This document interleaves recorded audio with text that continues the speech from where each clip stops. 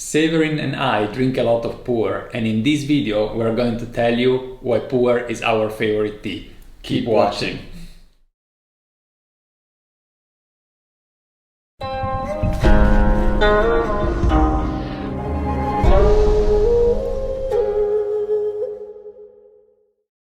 Hi guys, this is Gabriele from nannuoshan, and today I am here with Severin. Hi guys. I am in his living room, and more specifically in his tea corner, and you know we are here at nannuoshan to share the pleasure of discovering and drinking genuine farm tea. And today I'm not alone, I am with Severin for doing that. And if you're also looking to expand your tea knowledge and brewing skills, then make sure to click on the subscribe button. So Severin, I actually arrived here yesterday. I flew over from the US, and together with Matthias, you guys know Matthias because we have done a tea weekend video together. We came over to Severin, which is about 1 hour drive from Zurich, and we had dinner together. And then I said, Severin, you know what? Can I stay overnight? And tomorrow after breakfast, we're going to do a video about puer. Because puer, can I say it is your favorite tea? Yeah. Okay, you sound pretty convinced. I'm not 100% sure it is my favorite. It is certainly among my top 3, and I would say it's for sure the tea that I drink the most. And so why tea freaks, tea lovers like us, at the end up drinking only puer? And this is what we want to tell you actually in this video. But can you tell us a bit more, why do you like tea actually? Is your main hobby, is your passion, what bring you to drink tea and not to have a passion for wine or for chocolate? I think I like flavors and aromas and like sensory pleasure. So tea was like a very good thing for me, like to dive into, like discover maybe, or to discover like a whole new culture. And it is, I mean, culture is an important word. Tea is not only about taste. For me, at least, tea is very related with culture and very related with art. And if you think of tea only as a tasting experience, you don't go very far on your journey. You have to start appreciating the tea culture and the tea art. And if you look around us here, we are in a little bit in a tea art corner, if you want, mixed together with music. Just in front of me here, I have a wall full of guitars. So Severin, you play guitar and bass guitar. And then if you start moving around, you see his very minimal hi-fi corner, and behind us you have all this teaware. There are a few big items on the shelves, and then you have these or on this cabinet, and then you have these 2 shelves hanging on the wall with all the tiny cups and Asian teapot. And you have also actually some Buddhistic stuff. You have the Buddha on the loudspeaker. You have how it's called, Bodhi tree? Bodhi tree, yes. Bodhi tree. Yeah. Are you Buddhist? I wouldn't call myself Buddhist, but rather like a spiritual person, and the Buddhist philosophy plays a big role in my life, I would say.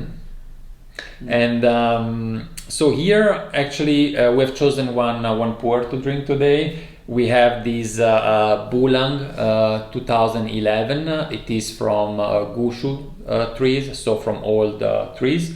We have purchased this tea before even nannuoshan was existing actually, back in 2011. And then I had so much that it became one of nannuoshan products, and I think we have also still a little bit on stock. And I choose this because, Severin, you know how it is tea from Bulang, let's say it this way. If you have to describe, with the puer from Bulang, with respect from Linsang or EU or other places in China, in Yunnan. Okay. So Bulang is an area, or like a mountain area in Xishuangbanna, in Yunnan. And I would say Bulang area teas are quite pungent, have like a bittersweet, but very interesting like aroma profile and good. Very complex, yeah. They are. I think the first thing you would feel is bitterness, and then if you wait, the aftertaste, it comes a certain sweetness, but you have to be used to that level of bitterness. And people say that tea from Bulang has a very strong chachi, so tea energy, and this is kind of like the effect on the body, can we say, right? Like tea is not only about taste, it has, how would you describe that? That energy that you feel? I think especially like with high quality puer teas, sometimes often from old trees. This is like, like something that people argue about a lot, but I think the feeling is more like, it's like uplifting. It gives like warming, and sometimes even like you start to sweat somehow because like the tea, moves your body inside somehow, which is interesting. Definitely. So let's get moved. Do you think it's enough, or shall we put it all? Yeah, all in. All in. Let's go.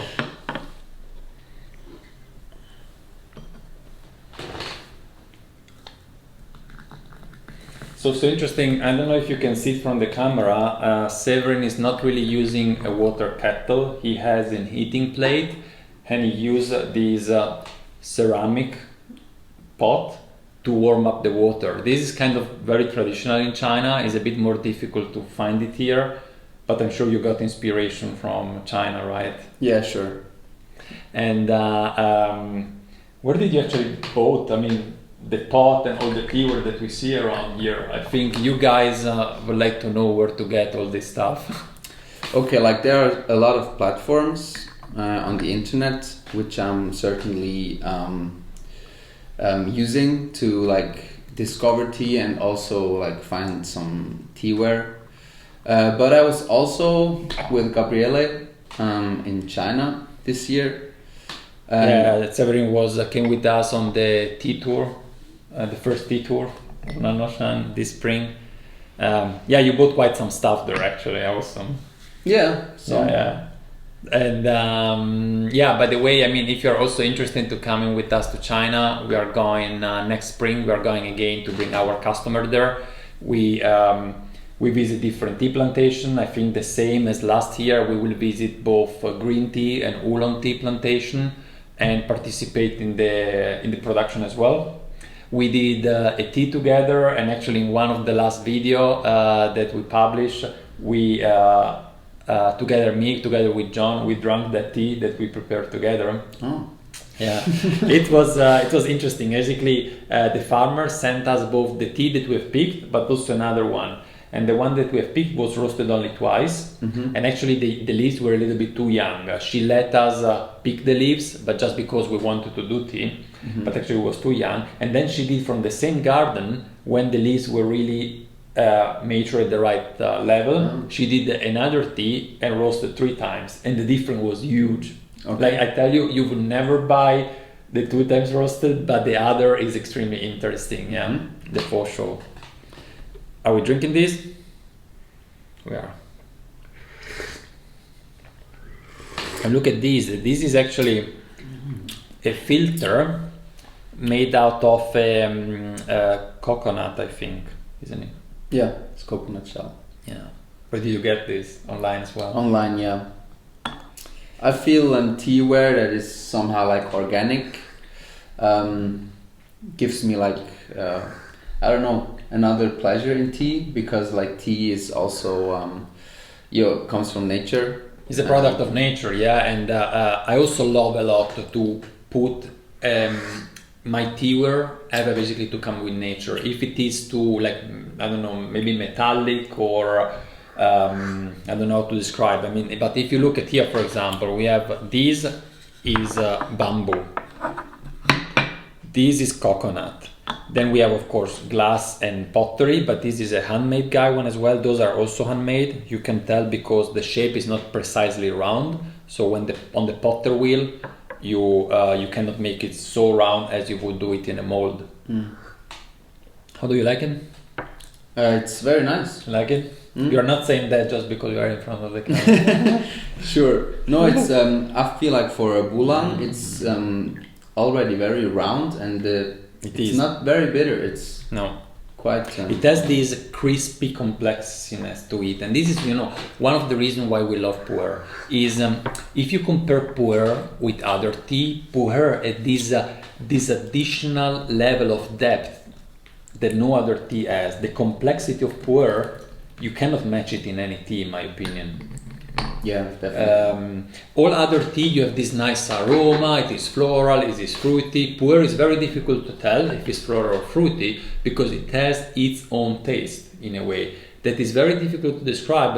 And we were discussing that yesterday evening, that we believe the best way to describe puer is simply say it tastes like nature.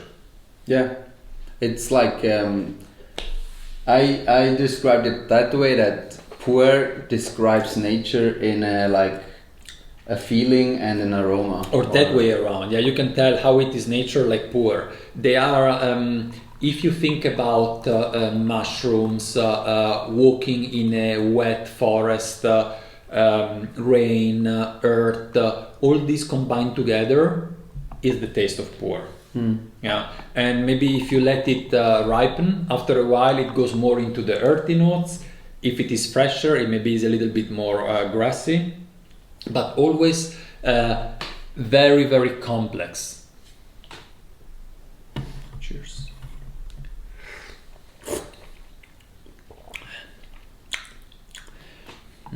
Yeah, Bulang, I really like this Bulang. It is already 8 years old. It was the first year, it was kept loose, uncompressed in Menghai, in China. And actually, if I'm right, the leaves were picked in 2010 and it was compressed in 2011. And then was kept some years in Yunnan, then in Shanghai, and then it has been in Europe since, I believe, 2014. Yeah. Well, I think it has a nice aging. Really. It is 8 years old, but maybe also because of this partially European storage, it is still very light. Yesterday evening we had a puer from Severin, just 10 years old, right? The one we had, but it from this was from Dashueshan, right? So Dashueshan in Linzan, and it was much darker. Like you cannot see it from there very well, but this is definitely yellow. Yeah. Let's have another steep.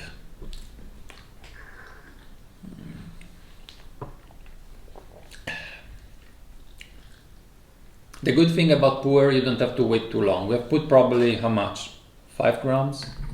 Yeah, I would say 5 grams. And this tea, you can drink it actually the whole day long. Just with 5 grams you can keep on, or at least half a day, depending how often you steep it.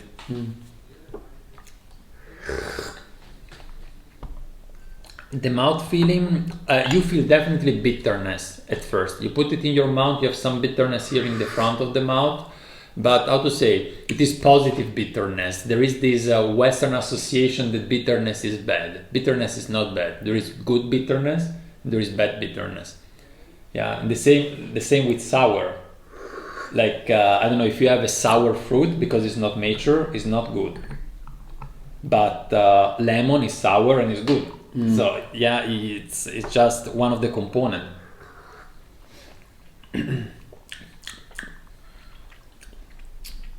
I mean, there's also something more in puer. Like, people would probably say bitter is bad, but life is the same. You cannot always have like a sweet life, because life is beautiful because it has these Yeah, you change, right? So, sometimes it's sweet, sometimes it's not. And puer changes also. We can say one aspect of puer, what is also so interesting, is that it changes in multiple ways. Puer changes when you do different steepings. Like the first steep we had today was not so bitter in my mouth as the next one. So over steeps it's changed really drastically, and also change over years. This tea, probably 8 years ago, was extremely bitter. like even too much, yeah, even for us. But then the bitterness smooths down, and you don't know how it develops. You can make your guess by it, but sometimes it turns out well, and sometimes you lose all this complexity, depth, and crispiness, and then it's no more that interesting. Yeah.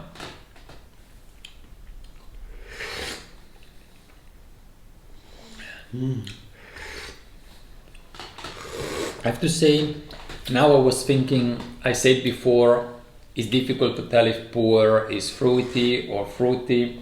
If I have this in my mouth, it's definitely on top of the bitterness and so on. I feel a little bit of fruitiness. It reminds me peaches. Yeah, I cannot tell you in which way.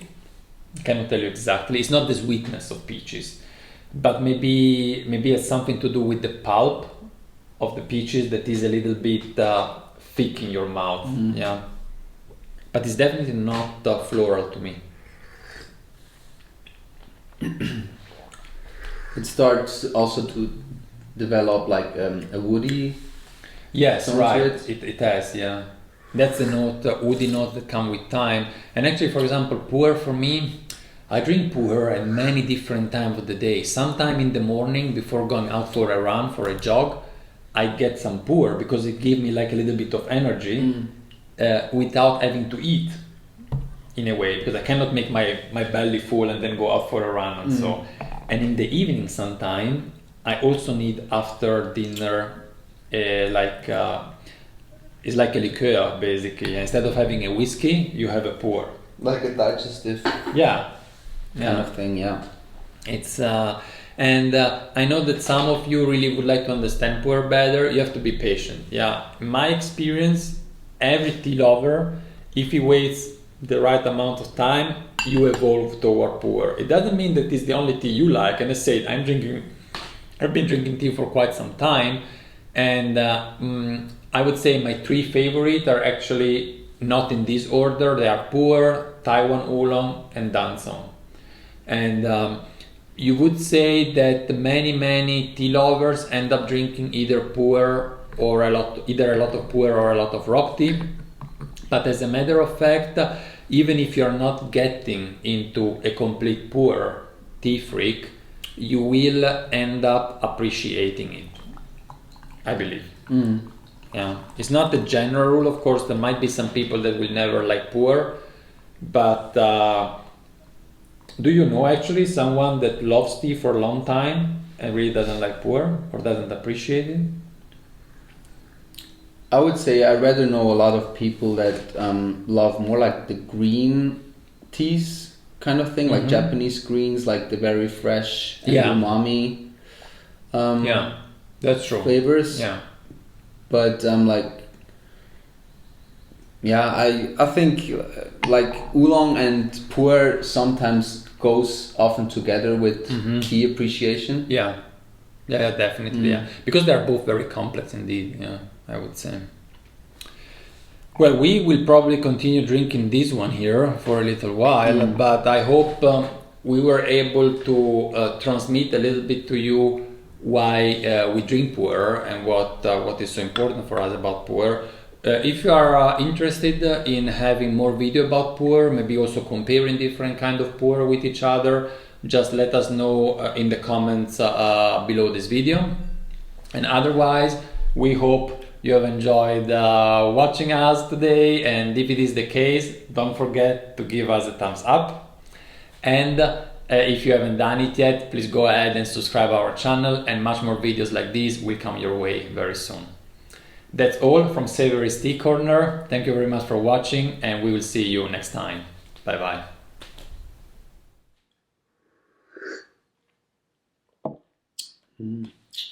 Das ist echt gut.